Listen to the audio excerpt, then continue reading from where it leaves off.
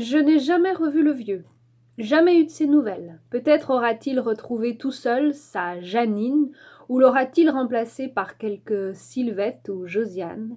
Il ne m'en a rien fait savoir, paix à ses pulsions. Au demeurant, son chèque était en bois. Je n'ai d'ailleurs plus jamais vu personne, sauf une fois, le surlendemain, un autre vieux un peu moins vieux. Cela n'a pas beaucoup duré non plus, mais a radicalement changé les choses. Je m'explique. Ayant acheté par précaution 2 bics neufs, un rouge, un bleu, je n'ai plus eu de mal à graver l'identité de ce nouveau client dans le marbre de mon bloc à l'aide du bleu. Pierre-Yves Lamotte Marleau. De ce nom, du foulard noué à son cou, de la chevalière luisant à son auriculaire et du blason cousu sur sa poche poitrine, j'ai inféré le côté fin de race de l'individu. Profession, gérant de société. Quel genre de société? ai-je demandé à tout hasard, me signifiant d'un geste antéro-postérieur que tout cela était loin. Il m'a répondu s'être occupé, entre autres choses, et dans le temps, du syndicat national des propriétaires de chevaux de course au trot. J'ai fait semblant de comprendre. Et qu'est-ce qui vous amène? C'était encore une histoire de femme disparue. Celle-ci se prénommant Roberta. Me voyant déjà spécialisée dans ce genre d'affaires, je me suis in petto frotté les mains et composé d'un air entendu. Comme je lui proposais de m'en dire plus, Lamotte Marleau m'a suggéré que le mieux était que nous nous rendions chez lui, histoire que je me fasse une idée claire.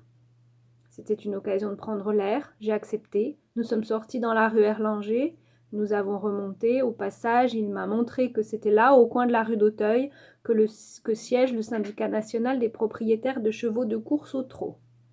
J'ai pris un air intéressé, nous sommes montés dans sa Peugeot, le trajet n'a pas été long.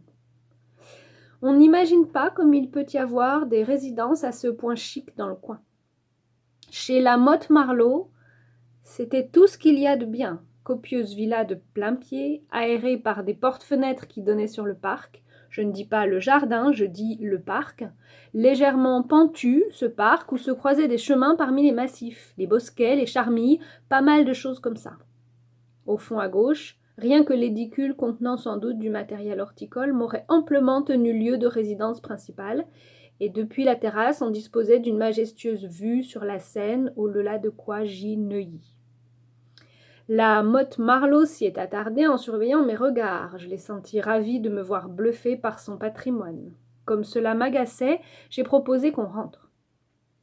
Vous voulez peut-être voir la chambre de Roberta, m'a-t-il suggéré. C'est ça, ai-je hoché. Voyons sa chambre.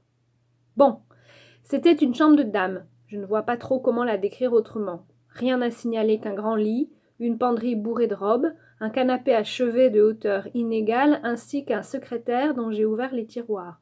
Ramas de papiers domestiques que j'ai ignorés, grosse liasse en provenance d'une agence touristique proposant des voyages ultramarins, et dont, sait-on jamais, j'ai noté l'adresse. Au bic rouge pour économiser le bleu.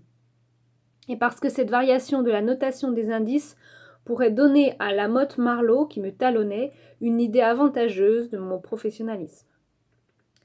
J'ai enfin remarqué, derrière le canapé, une porte entr'ouverte et par où, perspicace, j'ai supposé qu'on accédait à une salle de bain. On y accédait en effet. Ce n'était rien non plus qu'une salle de bain comme on en voit tant, mais dans laquelle une autre porte, celle-ci fermée, donnait, quand je l'ai ouverte, sur une buanderie. J'y suis entrée. On y voyait peu de choses. L'interrupteur était introuvable et un gros ballon de gymnastique argenté bouchait le vasistas au-dessus d'une machine à laver.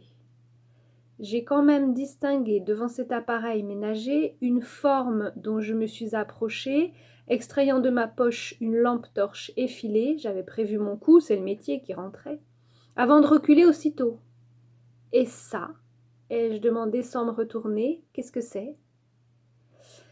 Ça, c'était une personne assise sur une chaise, le torse maintenu par de la ficelle au dossier, la tête emballée dans un pochon de plastique jaune fixé à l'adhésif avec « Protégeons notre environnement » marqué dessus. Cette personne m'a paru morte, d'abord, malgré mon peu d'expérience en ce domaine, puis de sexe féminin au vu de sa tenue. J'ai avancé ma main vers le cou de la personne, comme je l'avais vu faire quand ils veulent s'assurer qu'on est mort ou pas. C'est une artère, je suppose, qu'il cherche dans ces cas-là. J'ignore quelle artère au juste, et de toute façon, faute de formation, je savais que je ne la trouverais pas. Artère ou pas, la peau de la personne était si froide et comme ligneuse que ça m'a eu l'air éloquent. Puis, j'ai avisé, posé sur ses genoux, un couteau à manche rouge, et sa lame était rouge aussi, mais pas du même ton. J'ai pris le couteau par son manche, je l'ai regardé, je l'ai reposé. D'un coup, je n'ai plus trop su quoi faire et je trouvais ça très embêtant. C'est embêtant, non? Ai-je encore demandé, mais quand je me suis enfin retournée, la motte Marlowe n'était absolument plus du tout là pour me répondre. Je l'ai cherchée dans la salle de bain, en vain, puis quand j'ai voulu chercher plus avant, je n'ai pas pu, la porte donnant sur la chambre se trouvant à présent fermée à clé. Je commençais à distinguer le coup fourré, je suis devenue extrêmement fébrile au point de n'arriver plus à penser. C'est quand je me suis vue enfermée seule avec une morte et plein d'empreintes de moi partout dans 8 mètres carrés, puis quand j'ai entendu se rapprochant le couinement de sirène caractéristique d'un véhicule policier sérigraphié, que j'ai encore mieux estimé la superficie de l'embrouille. La salle de bain se trouvant dépourvue de fenêtre, je me suis ruée dans la buanderie. Je n'ai pas hésité à grimper sur les genoux de Roberta, j'ai entendu le couteau tomber, pour essayer de bouger le ballon de gymnastique et d'accéder au vasistas. Comme, fort coincé, ce ballon résistait, j'ai dû redescendre et ramasser le couteau, puis remonter sur Roberta pour le crever avant de le dégager, puis d'ouvrir le vasistas par lequel je me suis efforcée de m'extraire, et, vu mon format, ça n'a pas été une petite affaire. Je suis tombée de pas bien haut dans le dos de la maison. Je me souviens qu'il s'y trouvait un barbecue sous bâche et des pots de fleurs vides sur lit de mâche-fer. Je me souviens ensuite avoir couru, mais pas du tout de mon itinéraire. Je ne me rappelle pas bien comment j'ai pu rejoindre la rue Erlanger, mais je me remémore parfaitement le moment où, rentrée chez moi, j'ai décidé de changer de métier. Une semaine a passé, durant quoi j'ai rongé mon frein. Je me suis violemment sentie médiocre de m'être fait prendre dans un guépier tel un novice, que d'ailleurs j'étais, donc je n'ai pas voulu le rester. J'ai déposé auprès de moi-même le bilan du CFA et décollé le ruban d'IMO, après quoi j'ai remis les fauteuils maternels à leur place et rendu à ma salle d'attente son usage privé. Au bout de cette semaine, au point où j'en étais, j'ai eu l'idée de retourner voir le psychiatre. Cela ne pourrait pas me faire de mal, de parler un peu et de sortir du quartier. J'ai décidé d'y aller à pied, négligeant le métro Michel-Ange Molitor, près de la bouche duquel s'érige un kiosque où, comme je jetais un coup d'œil sur les titres, j'ai vu qu'on parlait moins de la catastrophe d'Auteuil.